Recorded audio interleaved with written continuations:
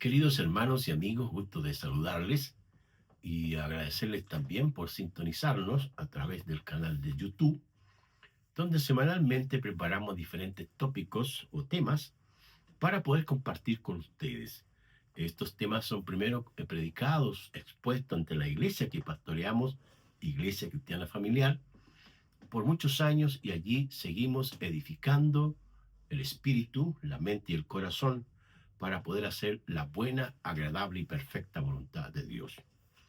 En el día de hoy vamos a leer el libro de Éxodo capítulo 2, los versículos 1 al 10. Éxodo capítulo 2, versículos 1 al 10.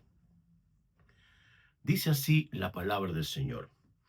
Un varón de la familia de Leví fue y tomó por mujer a una hija de Leví, la que concibió y dio a luz un hijo, y viéndole que era hermoso, le tuvo escondido 3 meses. Pero no pudiendo ocultarle más tiempo, tomó una arquilla de juncos y la calafateó con asfalto y brea, y colocó en ella al niño y lo puso en un carrizal a la orilla del río. Y una hermana suya se puso a lo lejos para ver qué le acontecería. Y la hija de Faraón descendió a lavarse al río, y paseándose sus doncellas por la ribera del río, vio ella la arquilla en el carrizal y envió una criada suya a que la tomase. Cuando la abrió, vio al niño, y aquí que el niño lloraba, y teniendo compasión de él, dijo: de los niños de los hebreos es este.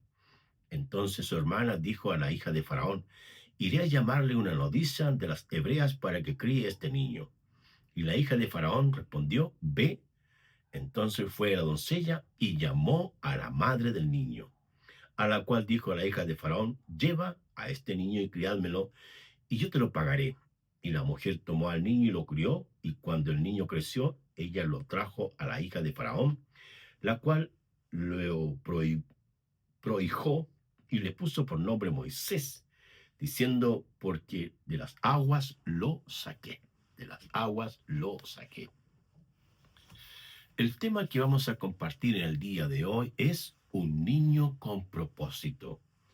Usted ya ha escuchado la lectura y en ella se puede observar cómo el Señor guió a un hombre de la tribu de Leví, su madre de la tribu de Leví, y así hay una serie de elementos importantes que uno tiene que considerar en este pasaje: el cómo un matrimonio, el cómo una familia, el cómo una persona o un niño o niña tienen que criarse, crecer y desarrollarse y cumplir los planes y propósitos del Dios Todopoderoso.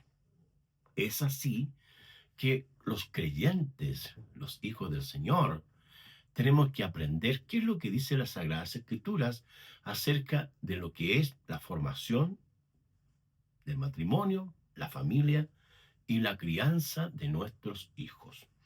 El pasaje que les acabo de leer de Éxodo 2, 1 al 10, presenta 3 verdades acerca de un niño con propósito. En primer lugar, está el nacimiento de este pequeño niño. Los detalles dicen que hay un varón de la tribu de Leví. Leví era uno de los hijos de Jacob. La mujer con la cual él se casó era también de la tribu de Leví. Y aquí hay un detalle muy importante. Los matrimonios en las Escrituras eran y son entre un hombre y una mujer, o una mujer y un hombre. Vivimos hoy día tiempos peligrosos desde el punto de vista moral. Hay grupos que se llaman progresistas, que se llaman evolucionistas, y que aquellos que pensamos de esta manera nos consideran arcaicos, fuera de orden o fuera de contexto. Y se casan hombres con hombres, mujeres con mujeres. Algunos van mucho más allá, se han casado con la naturaleza o con algunos animales. Hoy día Hay países que están fabricando robots, mujeres, y solo Dios sabe lo que van a hacer esto en el futuro mediático como lejano. Pero la palabra del Señor, que es la fuente de vida para construir, para armar y formar una familia, nos dicen claramente que es la unión entre un hombre y una mujer. Todo aquello que se produce fuera, obviamente que no está en lo que Dios aprueba. Y en segunda de Corintios, el apóstol Pablo le escribe a esta iglesia en el capítulo 6, vamos a verlo, segunda de Corintios, rápidamente, en el Nuevo Testamento, acerca de cómo se tienen que comportar ellos para formar una familia. Segunda de Corintios, capítulo 6, versículos 14 al 16. Leo la palabra del Señor. Dice, no se unan en yugo desigual con los incrédulos, porque ¿qué compañerismo tiene la justicia con la injusticia? ¿Y qué comunión la luz con las tinieblas? ¿Qué concordia Cristo con Belial? ¿O qué parte del creyente con el incrédulo? ¿Y qué acuerdo hay entre el templo de Dios y los ídolos? Porque vosotros sois templo del Dios viviente, como Dios dijo. Este pasaje es muy directo, claro, el contraste que hay entre el compañerismo, la justicia con la injusticia. Son totalmente opuestos. La comunión de la luz con las tinieblas, totalmente opuestos. Cristo con Belial, totalmente opuestos. El creyente con el incrédulo, totalmente opuestos. El Señor Jesús, en una ocasión enseñando acerca de cómo edificar la vida, el matrimonio, la familia, habló de un hombre prudente que edificaba su vida o su casa o familia sobre la roca. Y él utiliza la roca como la base para su fundamento, entendiéndose que aunque vengan las tormentas, los vientos, las tempestades, las crisis, porque esa familia está fundamentada en la roca, no se caerá. En cambio, el insensato, y usa esta palabra insensato, aquella persona que no valora ni considera lo que Dios ha dicho. Vienen las tormentas, los vientos, dice, y cayó y fue grande su ruina. Entonces, ¿no es mucho mejor aprender a escuchar y oír lo que Dios ha dicho para que de esa forma todo lo que podamos construir, edificar, se mantenga en el tiempo de manera firme y sólida? De este niño que nació en matrimonio, también lo encontramos que hay propósitos específicos. Se menciona que era hijo de la tribu de Leví. Leví era uno de los sacerdotes que más tarde el Señor, en su soberanía, apartó a esta tribu para trabajar, dedicarse al cuidado del tabernáculo, posteriormente el cuidado del templo y el trabajar en las cosas sagradas. Tanto es así que estos siervos de Dios tenían una tarea muy especial de acercar a las personas al Señor y desde allí trabajar para entregarles el mensaje divino a todas las personas. A la luz del Nuevo Testamento encontramos que todos los creyentes son sacerdotes. Es decir, tenemos la capacidad de comunicar, de compartir, de entregar el poderoso mensaje del Evangelio para que las personas se reconcilien con el Señor. No existe este privilegio de un grupo selecto o personas que sean superiores a otros, sino que en Cristo Jesús todos podemos acercarnos a Él. Y es Él el que dice, vengan a mí todos los que estén cansados y cargados, que yo les haré descansar. Y es así que en Cristo Jesús podemos encontrar el reposo para nuestras vidas. En segundo lugar, tenemos que este niño fue criado en la familia. El versículo 2 de Éxodo 2 dice, la que concibió y dio a luz un hijo viéndole que era hermoso, le tuvo escondido 3 meses. Interesante, hermanos, que el comentario que uno pudiera construir y verbalizar sería: ¿quién es la persona más adecuada, más idónea, más competente para criar a los hijos si no son sus padres? El apóstol Pablo reitera este principio allá en las epístolas cristológicas, específicamente en Efesios. Vamos a buscarlo. Efesios, en el capítulo 6. Efesios 6, vamos a ver, aquí llegamos ya. Dice así la escritura: vosotros padres, ¿ve? No provoquéis a ira a vuestros hijos, sino criadlos en disciplina y amonestación del Señor. Son los padres que Dios les ha delegado la tarea, la responsabilidad, la bendición de poder criar, alimentar, disciplinar y formar a los hijos en la doctrina, en la amonestación del Señor, ya que lo más importante es que los hijos conozcan al Señor también.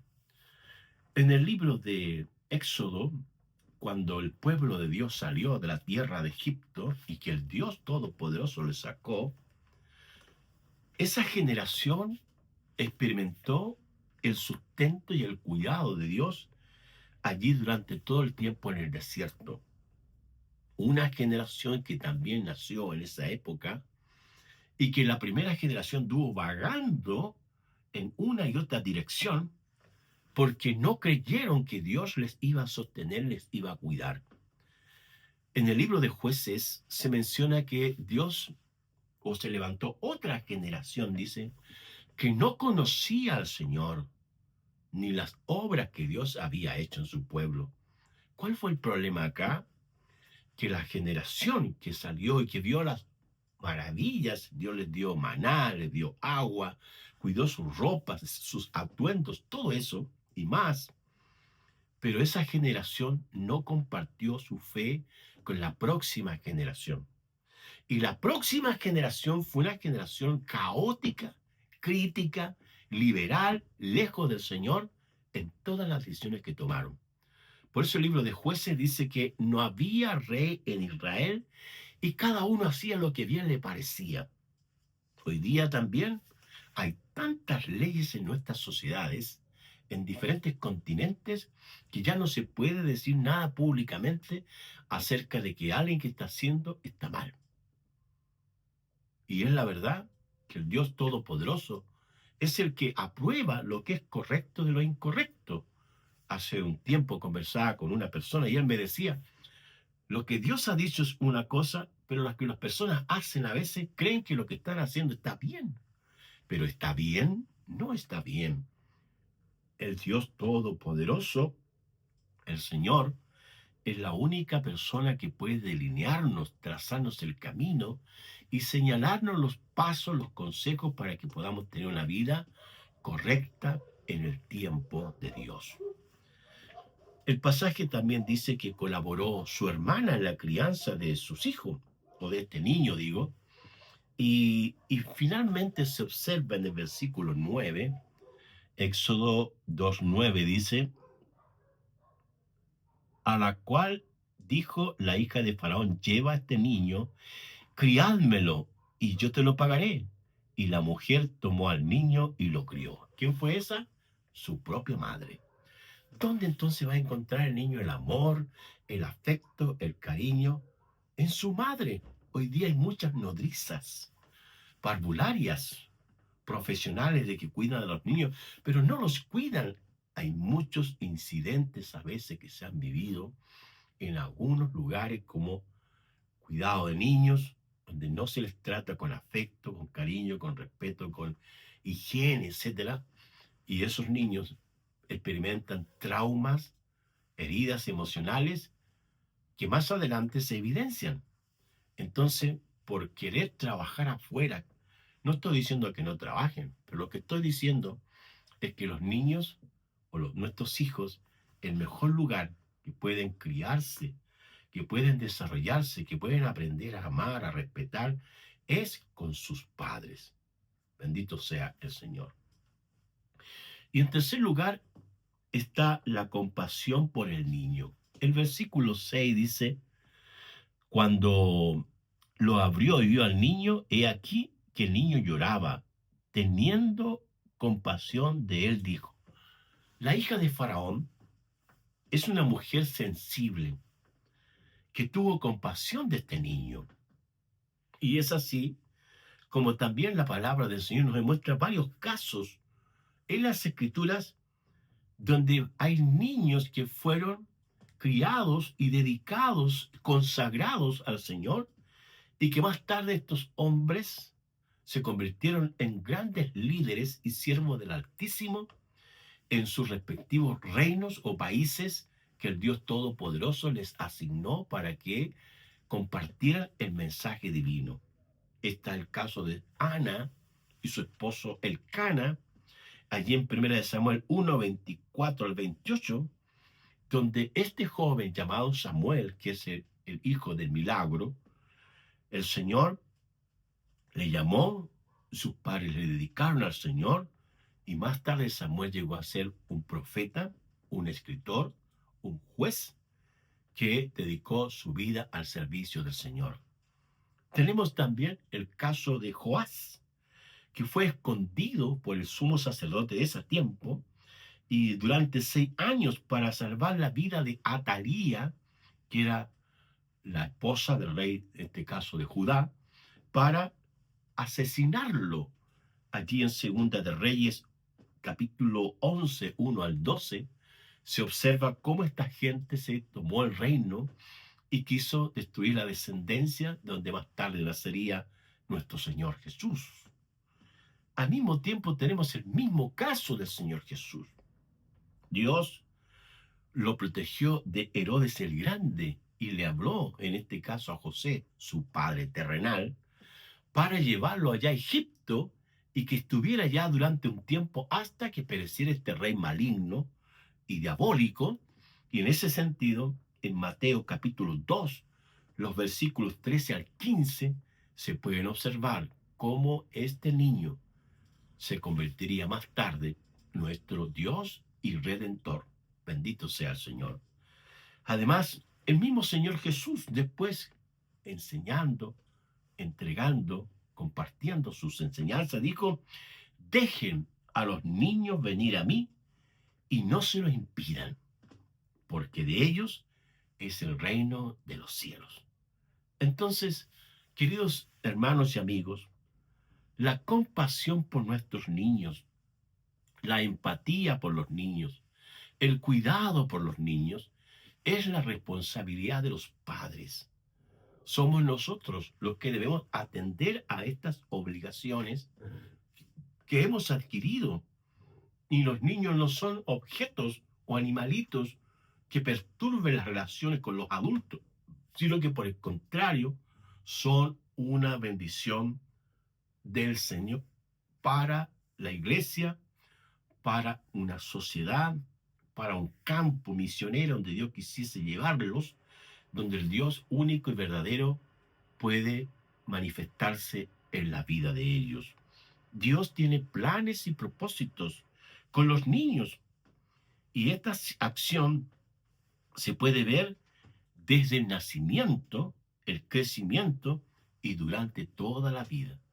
Así que padres, queridos papitos, cuidemos a nuestros hijos, cuidémosle dándoles amor, aprecio, respeto, cariño, para que de esa forma después nuestros hijos se conviertan en padres y críen también a sus hijos que el Dios Todopoderoso les entregará.